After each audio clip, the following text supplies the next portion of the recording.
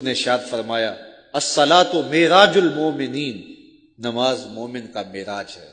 تو اس معراج کو حاصل کرو، سرور لو، لطف لو، اس کا قرار پاؤ اور اس کی لذتوں سے سرشار ہو جاؤ، اور 5 نمازیں ادا کرنے کے ساتھ ساتھ نوافل ادا کرنے کی عادت بھی بنا لو، بلکہ سحری کا اٹھنا معمول زندگی بنا لو۔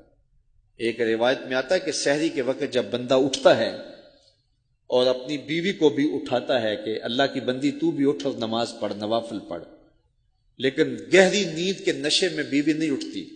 خیر یہ وضو کرنے چلا جاتا ہے، جب وضو کر کے واپس آتا ہے تو تھوڑا سا پانی چلو میں لے آتا ہے اور اپنی بیوی کے اوپر چھڑک دیتا ہے۔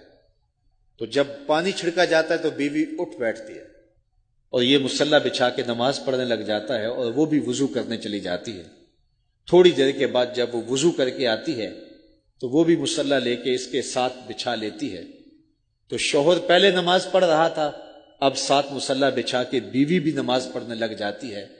حدیث میں آتا ہے جب یہ دونوں نماز پڑھ رہے ہوتے ہیں رب مسکرا رہا ہوتا ہے، اپنی شان کے مطابق رب مسکرا رہا ہوتا ہے کہ دیکھو میرے بندے، تنہائی میں جب کوئی نہیں دیکھ رہا مجھے رب مانتے ہیں نا، مجھے حقیقی معبود مانتے ہیں نا، اور میرے حضور سجدہ ریز ہو رہے، پھر کتنی رحمتیں میاں بیوی میں اترتی ہیں کوئی اندازہ ہی نہیں کر سکتا ہے۔ رب اپنی شان کے مطابق مسکرا رہا ہوتا ہے اور ان پر رحمتوں کا نزول کر رہا ہوتا ہے۔ تو آؤ 5 گانا نماز شعار زندگی بنا لو، اور زندگی میں نماز کو کبھی بھی قضا نہ ہونے دو۔ وہ بدبخت ہیں جو اللہ کے حضور سجدہ نہیں کیا کرتے، اور وہ خوش نصیب ہے جن کی پیشانیاں سجدوں سے آباد ہیں۔ قیامت کے دن وہ نور نور چہرے دور سے پہچانے جائیں گے جو نماز کے خوگر ہیں، نماز کے عادی ہیں۔ آج کی اس مجلس میں میرا دل بھی، میری روح بھی، میری زبان بھی اور میرا رواں آپ سب کے لیے دعا گو ہے، اور آپ سب کے اعضاء ظاہری اور باطنی میرے لیے دعا گو ہوں، اور ہم سب مل کے امت کے لیے دعا گو ہوں۔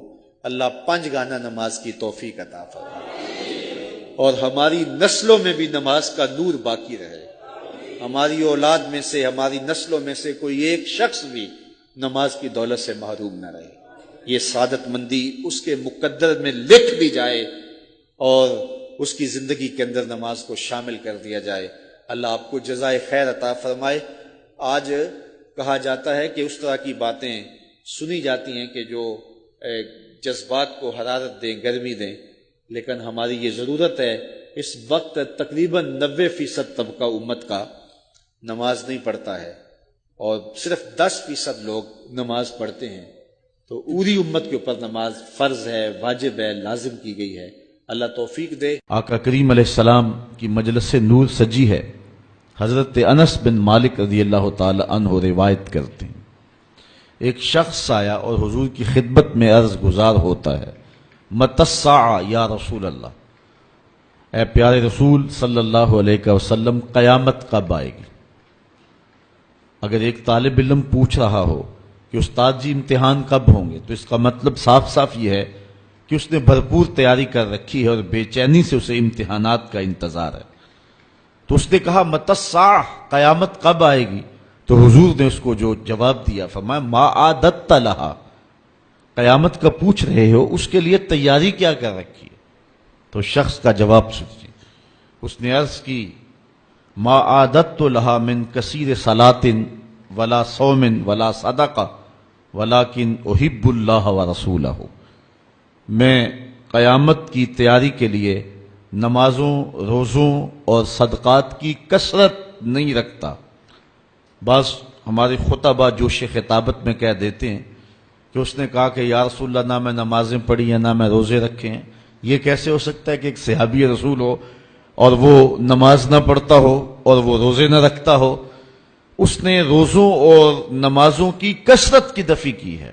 لفظ جو حدیث کے ہیں وہ یہ ہیں، اس نے کہا ما اعددت لہا من کثیر صلاۃ ولا صوم ولا صدقہ، میرے پاس نمازوں اور روزوں اور صدقے کی کثرت نہیں ہے۔ اس بات پہ مجھے کوئی تیاری کی صورت میں ناز نہیں ہے کہ میرے پاس بہت ساری نمازوں کا ذخیرہ ہے، صدقات میں نے بہت سارے کیے ہیں، لیکن جو میری تیاری ہے وہ یہ ہے ولیکن احب اللہ ورسولہ، میں اللہ اور اس کے رسول سے پیار کرتا ہوں۔ میری بس یہی تیاری ہے۔ تو اس جواب پر حضور علیہ السلام نے جو ارشاد فرمایا وہ سننے کے قابل ہے۔ آقا کریم علیہ السلام نے ارشاد فرمایا انت مع من احببت، تو جس کے ساتھ محبت کرتا ہے اسی کے ساتھ ہوگا۔ اب حضرت انس بن مالک رضی اللہ تعالی عنہ اپنی رائے دیتے ہیں، فرماتے ہیں فما فرحنا بے قول النبی صلی اللہ علیہ وسلم انت مع من احببت، کہتے ہیں ایمان لانے کے بعد زندگی میں کبھی اتنی خوشی نہیں ہوئی تھی جتنی خوشی اس قول کو سن کے ہوئی کہ حضور علیہ السلام نے فرمایا کہ تم اس کے ساتھ ہوگے جس سے محبت کرتے ہو۔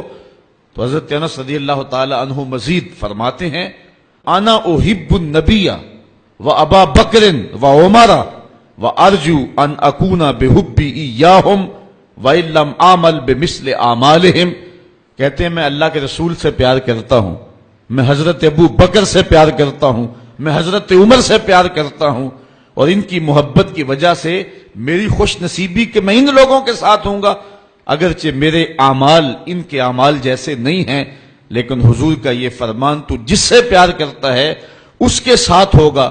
فرماتے ہیں کہ پھر ہماری خوشی کی انتہا نہ رہی، اور ایمان لانے کے بعد صحابہ سب سے زیادہ اگر کسی قول پہ خوش ہوئے ہیں، کسی بات پہ بہت زیادہ انہیں فرحت ہوئی ہے تو وہ اس بات پہ فرحت ہوئی ہے کہ حضور نے ارشاد فرمایا انت مع من احببت، تو اس کے ساتھ ہوگا جس کے ساتھ تو محبت کرتا ہے۔